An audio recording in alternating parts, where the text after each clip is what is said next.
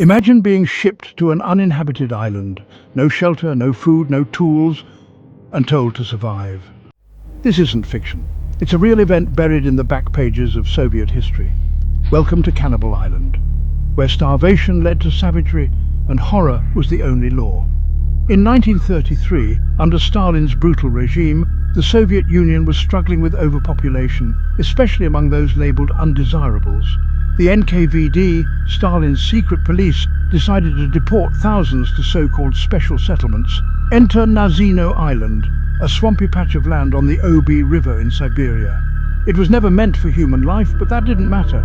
Over 6,000 people, many without even winter coats or shoes, were shipped there, all in the name of forced resettlement. They were promised paradise. What they got was a death sentence.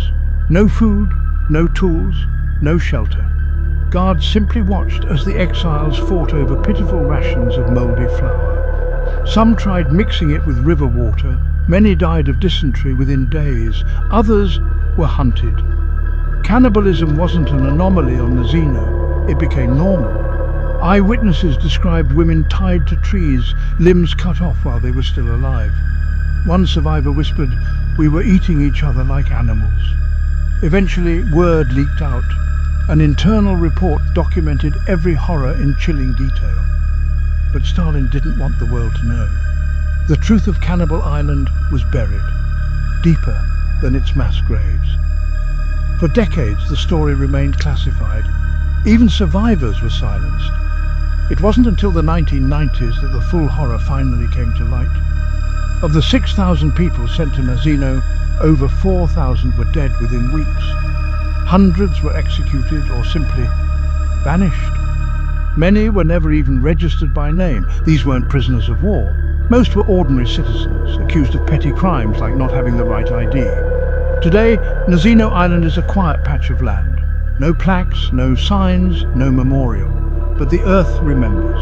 When the snow melts and the river drops, locals say you can still find fragments of bone. If you want to dive deeper into hidden Soviet history, Anne Applebaum's Gulag. A history is a haunting read. I've put an affiliate link in the comments.